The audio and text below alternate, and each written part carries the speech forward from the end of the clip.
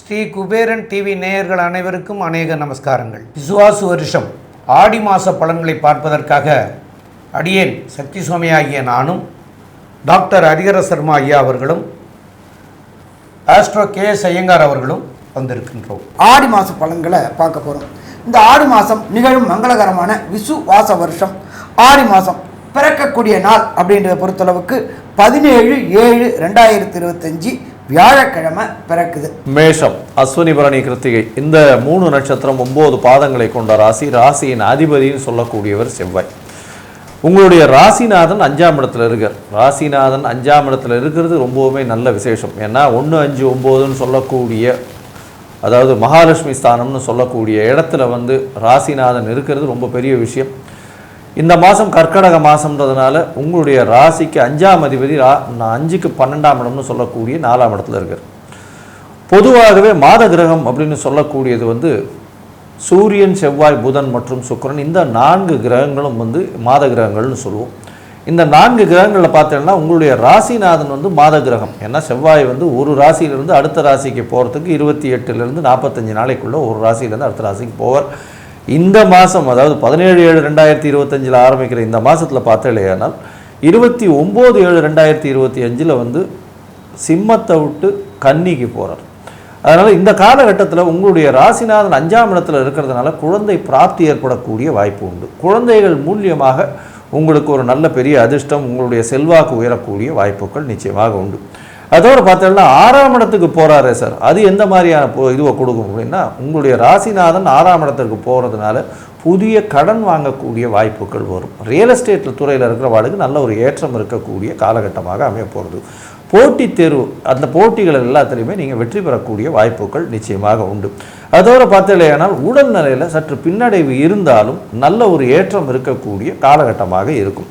உங்களுடைய ராசிக்கு பார்த்தீங்கன்னா சம சப்தமத்தை குரு பார்க்கறதுனால இந்த மாதம் ஆடி மாதம்ன்றதுனால திருமணத்திற்கு நாள் குறிக்கிறதெல்லாம் பண்ண மாட்டாங்க. இருந்தாலும் உங்களுடைய ஜாதக பரிவர்த்தனை பண்ணக்கூடிய காலகட்டம். ஜாதகத்தை கொடுத்துறது, பொண்ணு வீட்டில் இருந்ததுன்னா பொண்ணு வீட்டிலேருந்து ஜாதகம் கொடுக்கறது, பையன் வீட்டிலேருந்து ஜாதகம் வாங்கிக்கிறது, அது மாதிரியான விஷயங்கள் நிச்சயமாக பண்ணிவிட்டு ஆவணி மாதத்தில் கல்யாணத்தை ப்ராசஸ் பண்ணி பண்ணுறது ரொம்பவும் விசேஷம். ஏன்னா குரு பார்வையும் இருக்குது.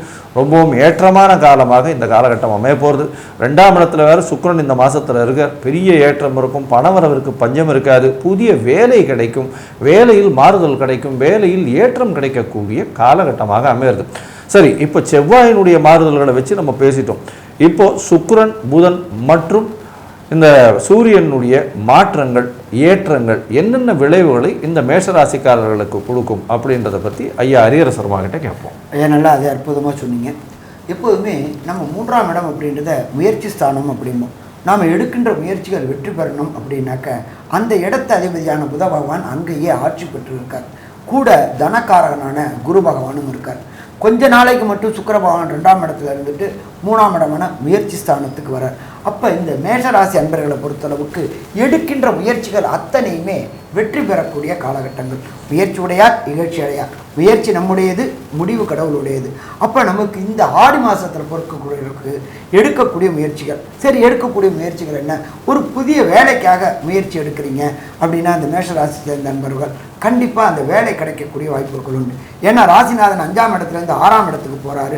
6ஆம் இடம் அப்படின்றத பொறுத்தளவுக்கு வேலை ஸ்தானம் அப்படின்னு சொல்லுவோம், அடிமை வேலைக்கும் சொல்லுவோம். ஆனாலும் நல்லா இருக்குமா? கண்டிப்பாக நல்லா இருக்கும். அப்போ முயற்சி எடுக்கக்கூடிய காலகட்டங்கள் வெற்றி பெறக்கூடிய வாய்ப்புகள் உண்டு. ஒரு சில பேர் புத்திர பாக்கியத்துக்காக, சாமி எனக்கு கல்யாணமாகி ரொம்ப வருஷமாகி போச்சு, சந்தான பாக்கியம் என்கின்ற வம்சமிருத்தி கிடைக்கல, எனக்கு இந்த காலகட்டங்களில் கிடைக்கக்கூடிய வாய்ப்புகள் உண்டா அப்படின்னாக்க கண்டிப்பாக கிடைக்கக்கூடிய வாய்ப்புகள் உண்டு. ஏன்னா ராசிநாதனான செவ்வாய் 5ஆம் இடத்துல இருக்கார். அப்போ அந்த பூர்வ புண்ணிய புத்திரஸ்தானம் வலுப்பெறுது. அப்போ பூர்வ புண்ணிய புத்திரஸ்தானம் வலுப்பெறும் பொழுது நீண்ட நாட்களாக சந்தான பாக்கியம் என்கின்ற வம்சமிருத்தி கிடைக்காதவங்களுக்கு வம்சமிருத்தி கிடைக்கக்கூடிய வாய்ப்புகளும் உண்டு.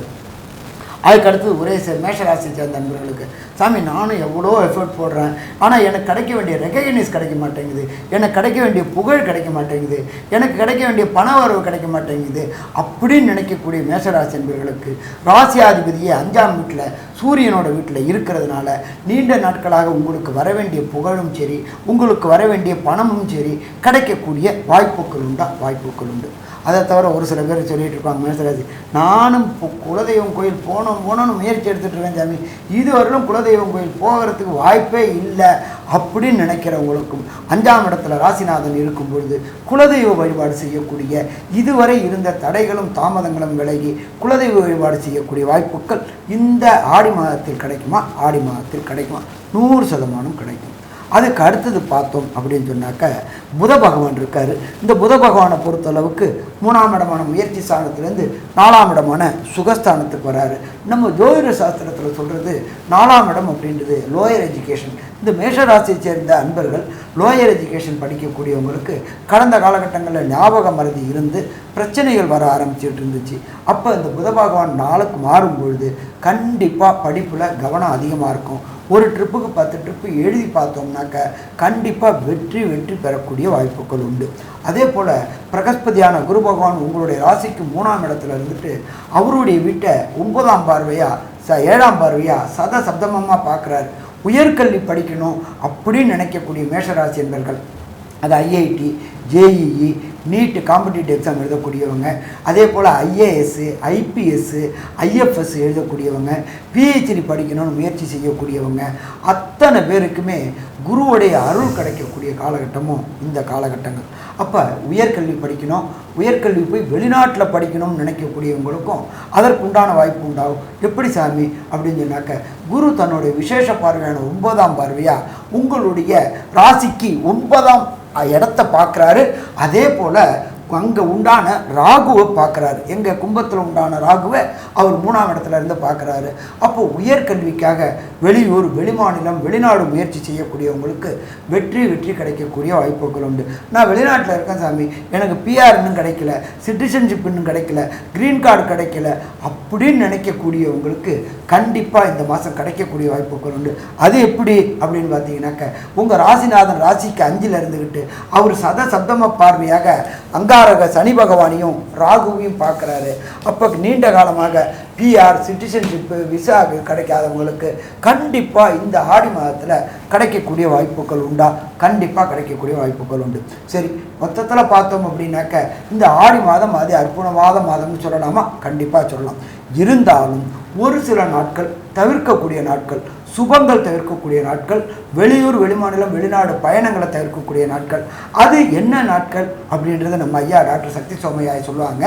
ஒரு சில பேருக்கு இந்த மேசராசியை சேர்ந்த நண்பர்களுக்கு தசாநாதனோ, புத்திநாதனோ, அந்தரநாதனோ, சூட்சமநாதனோ சரியில்லாதனால இந்த கிடைக்க வேண்டிய நற்பலன்கள் சரியாக கிடைக்கல அப்படின்னா எந்த தெய்வத்தை வணங்கினா இந்த தடைகளையும் தாமதங்களையும் விளக்க முடியும் அப்படின்றத டாக்டர் ஐயா சக்தி சோமையாவும் விரிவாகவும் விளக்கமாகவும் சொல்லுவாங்க. ரொம்ப அற்புதமாக தெளிவாக சொன்னீங்க ஐயா 2 பேருமே. ஆக இப்போ மேச ராசிக்காரர்களுக்கு சந்திராஷ்டம தினங்கள் அப்படின்னு சொல்லக்கூடிய நாட்கள் இந்த ஆடி மாதத்தில் வரக்கூடிய 2/8/2025 சனிக்கிழமை இரவு 12:41 ஆரம்பமாகுது. அப்புறம் 3/8/2025 ஞாயிற்றுக்கிழமை, 4/8/2025 திங்கட்கிழமை, 5/8/2025 செவ்வாய்க்கிழமை பகல் 11:51 வரைக்கும் உங்களுக்கு சந்திராஷ்டம தினங்கள். இந்த சந்திராஷ்டம தினங்களில் புதிய முயற்சிகள் எதுவும் செய்ய வேண்டாம். ரொட்டீன் ஒர்க்கை மாத்திரம் செய்தால் போரும். புதிய முயற்சிகள் செய்தால் அதனால் பின் விளைவுகள் வரும். அந்த பின் விளைவுகள் வராமல் இருக்கிறதுக்காகத்தான் அந்த நாளை தவிர்க்கணும் அப்படின்னு சொல்கிறோம்.